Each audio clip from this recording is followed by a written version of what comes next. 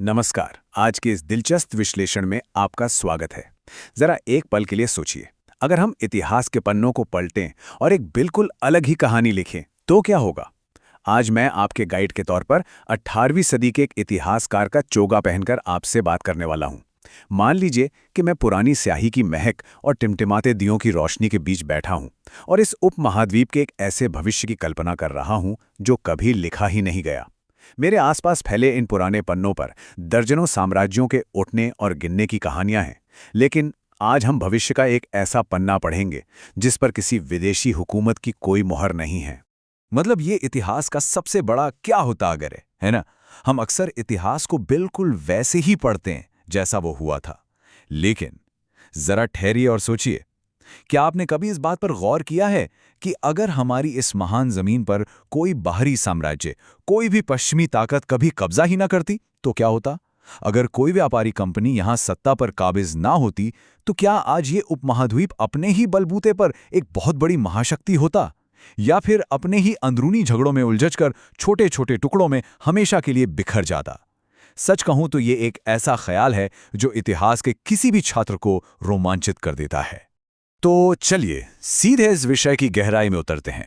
इस पूरे विश्लेषण को सही ढंग से समझने के लिए हमें समय में थोड़ा पीछे जाना होगा। कल्पना कीजिए कि मैं 1700 के दशक में बैठा एक विद्वान हूं जो अपने आसपास के माहौल को बड़ी बारीकी से देख रहा है और उसी आधार पर आने वाले कल का एक तार्किक अनुमान लगा रहा है। हम इतिहास के एक ऐसे अहम चौराहे पर खड़े हैं जहां अथाह दौलत तो है, लेकिन साथ ही एक गहराता हुआ राजनीतिक कोहरा भी है। यहां से समय ने एक अलग ही रास्ता चुना था, लेकिन आज हम अपने इस विश्लेषण के जरिए उस अनजान रास्ते पर चलेंगे जो कभी लिया ही नहीं गया। इस विद्वत्तापूर्ण लेखा जोखे का पहला बड़ा विषय है हमारा 18वीं सदी का वो ऐतिहासिक परिदृश्य जहां से ये सारी कहानी शुरू होती है। एक इतिहासकार के नज़रिए से जब मैं अपनी खिड़की से बाहर देखता हूं तो मुझे अपार धन और भव्यता का एक ऐसा नज़ारा दिखता है जिसकी मिसाल पूरी दुनिया में कहीं और नहीं है। ये कोई आम ज़मीन नहीं है। सूरत के बंदरगाहों पर लंगर डाले जहाज़ों की भीड़ से लेकर मुर्शिदाबाद के रेशम बाजारों की रौनक तक, ये उपमहाद्वीप व्यापार का एक धड़कता हुआ दिल है। हर तरफ व्यापारियों की हलचल है, सूती कपड़ों के गट्ठर लदे हुए हैं, मसालों की खुशबू हवा में तैर रही है। ये वो दौर है जब हमारी कारीगरी के आगे दुनिया भर के कारखाने बिल्कुल फीके लगते हैं। और पता है ये समृद्धि आखिर कितनी बड़ी है। वास्तविकता ये है कि दुनिया के कुल व्यापार का करीब 20 से 25% हिस्सा यहीं से नियंत्रित हो रहा है। जरा इस आंकड़े की विशालता का अंदाजा लगाइए। अगर मैं इसे आसान शब्दों में कहूं तो पश्चिमी देशों के राजा महाराजा हमारे ढाका के मलमल को पहनने में अपना रुतबा समझते हैं। हमारे मसाले दुनिया भर की रसोइयों की सबसे कीमती चीज बन चुके हैं। विश्व अर्थव्यवस्था का एक पूरा चौथाई हिस्सा हमारी इसी जमीन के इर्द गिर्द घूम रहा है।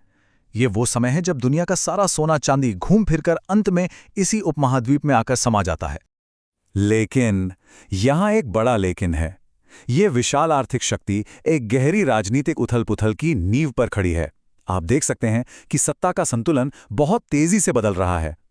मुगल साम्राज्य, जिसे कभी अजेय माना जाता था, वो अब कमजोर होकर बस लाल किले की दीवारों तक सिमटता जा रहा है। और उस खालीपन को भरने के लिए नई क्षेत्रीय ताकतें बड़ी तेजी से उभर रही हैं। एक तरफ मराठा अपनी अदम्य ऊर्जा के साथ पूरे दक्कन से लेकर उत्तर तक छा रहे हैं। वहीं दक्षिण में मैसूर अपनी नई युद्ध तकनीकों के साथ एक बहुत बड़ी चुनौती बन रहा है। और अगर हम उत्तर पश्चिम की ओर देखें तो पंजाब में एक बेहद मजबूत और वीर सिख साम्राज्य आकार ले रहा है। हमारा उपमहाद्वीप अब एक स्थिर साम्राज्य के बजाय कई ताकतवर राज्यों के अखाड़े में तब्दील हो चुका है। इसी राजनीतिक शून्यता से हमारा अगला और शायद सबसे बड़ा सवाल पैदा होता है। अगर कोई भी विदेशी शक्ति यहां दखल नहीं देती तो इसका अंतिम परिणाम क्या होता। क्या ये उपमहाद्वीप हमेशा के लिए बढ़ जाता? क्या हम अपनी ही महत्वाकांक्षाओं की आग में जलते रहते, या फिर इन उभरती हुई ताकतों में से कोई एक इतनी शक्तिशाली हो जाती कि वो इन बिखरे हुए टुकड़ों को फिर से एक कर पाती। और ये स्लाइड इस बात को बहुत ही बेहतरीन तरीके से दर्शाती है। बिना किसी बाहरी दखल के हमारे सामने दो सबसे संभावित रास्ते खुलते हैं। पहला है यूरोपीय मॉडल के समान विखंडन, मतलब जिस तरह यूरोप के देश आपस में बटे हैं और जमीन के लिए लड़ते हैं, वैसे ही ये उपमहाद्वीप भी कई स्वतंत्र राज्यों में बटा रहता। हर राज्य अपनी सेना बढ़ाने में लगा रहता और शायद आम जनता हमेशा एक अनिश्चितता में जीती। लेकिन दूसरी तरफ एक और बहुत ही प्रबल संभावना थी, मराठा एकीकरण की। एक ऐसा शक्तिशाली साम्राज्य जो शायद अपने उत्कृष्ट संगठन के दम पर पूरे उपमहाद्वीप को भीतर से ही एक कर लेता और कन्याकुमारी से लेकर अटक तक एक ही ध्वज लहराता।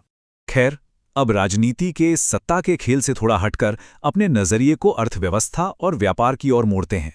पैसा और व्यापार हमेशा से इस जमीन की जान रहे हैं।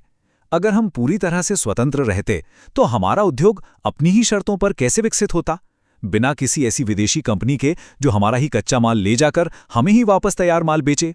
हमारे कारीगरों का भविष्य क्या होता? अब इस स्लाइड में जो सबसे दिलचस्प बात है वो है दो बिल्कुल अलग आर्थिक दिशाओं की तुलना। ऐतिहासिक यथार्थ तो ये है कि विदेशी शासन के अधीन हमारे कुशल जुलाहों और सदियों पुरानी शिल्पकला को भारी तबाही का सामना करना पड़ा। लेकिन अगर हम पूरी तरह एक स्वतंत्र मार्ग पर चलते तो हमारी अर्थव्यवस्था एक बेहद मजबूत दिशा में मुड़ती। देखिए, ये रातों रात नहीं होता, लेकिन अपनी ही गति से हम धीरे धीरे पारंपरिक हथकरघे से स्वदेशी मशीनों की ओर बढ़ते, बिल्कुल जापान की तरह। एक आत्मनिर्भर औद्योगिक विकास। ये विकास किसी बाहरी सत्ता के शोषण पर नहीं, बल्कि हमारे अपने कारीगरों के नवाचार पे टिका होता। पश्चिमी प्रभाव से पूरी तरह मुक्त रहने का एक और सबसे गहरा और शायद सबसे बड़ा असर हमारी संस्कृति, शिक्षा और भाषा पर पड़ता। किसी भी राष्ट्र की आत्मा उसकी भाषा में बसती है ना? अगर हमारे ऊपर शासन चलाने के लिए कोई विदेशी भाषा कभी थोपी ही नहीं जाती, तो हमारे समाज की बौद्धिक नींव कैसी होती? हम दुनिया को किस नजरिए से देखते?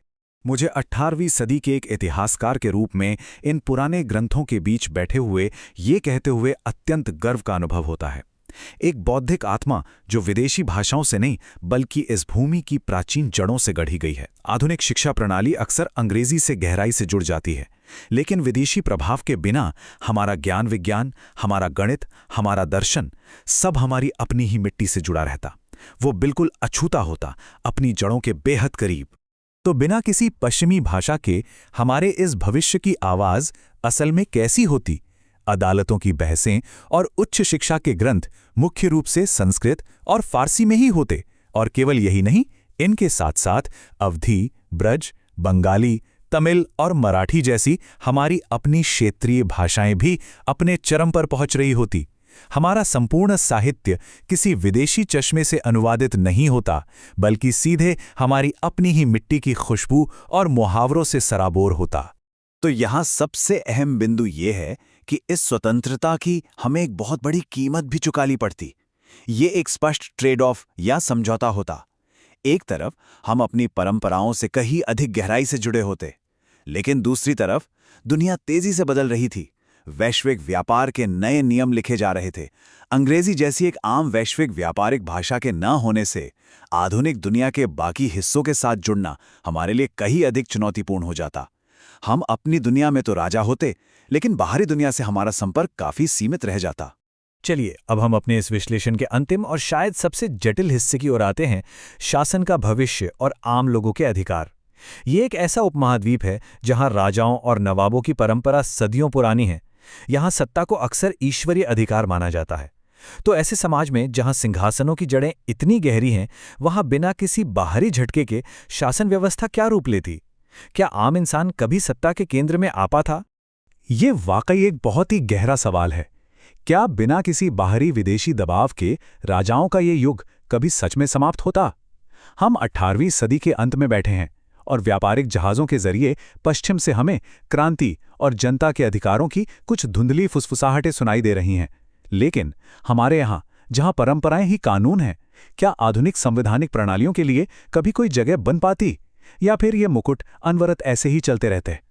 चलिए आगे बढ़ते हैं और देखते हैं कि ये कैसे विकसित होता। अगर हम स्वाभाविक या जैविक मार्ग पर चलते तो राजाओं का शासन निश्चित रूप से एक बहुत लंबे समय तक, शायद सदियों तक चलता। समाज में बदलाव आते, लेकिन वे बदलाव पूरी तरह से आंतरिक और बहुत ही धीमे होते। पहले शायद धनी व्यापारी वर्ग राजाओं से कुछ अधिकारों की मांग करता, फिर कई दशकों के बाद कुछ अधिकार आम जनता तक पहुंचते। इसका सीधा सा अर्थ ये है कि एक संवैधानिक लोकतंत्र का आगमन इस भूमि पर होता तो जरूर, लेकिन वो बहुत बाद में आता। ये एक अत्यंत विलंबित लोकतांत्रिक विकास होता जो पीढ़ियों के मंथन से अपनी ही गति से पनपता। तो जैसे ही हम 18वीं सदी के इस काल्पनिक मगर बेहद प्रासंगिक लेखा जोखे को समाप्त करते हैं, मैं आपके मन में एक अंतिम विचार छोड़ना चाहता हूं। क्या किसी राष्ट्र की असली पहचान उन ऐतिहासिक संघर्षों से होती है जो उसने झेले हैं, या फिर उसकी पहचान उन असीम संभावनाओं से भी होती है जो कहीं इतिहास के पन्नों में हमेशा के लिए खो गईं? क्या हमारा वर्तमान हमारे अतीत की जीत है, या एक ऐसे भविष्य की राख जो कभी जल ही नहीं पाया? इस पर विचार जरूर कीजिएगा। इस दिलचस्प ऐतिहासिक विश्लेषण में मेरे साथ जुड़ने के लिए बहुत बहुत धन्यवाद। सीखते रहिए और इतिहास के इन अनकहे पहलुओं पर अपनी उत्सुकता हमेशा बनाए रखिए।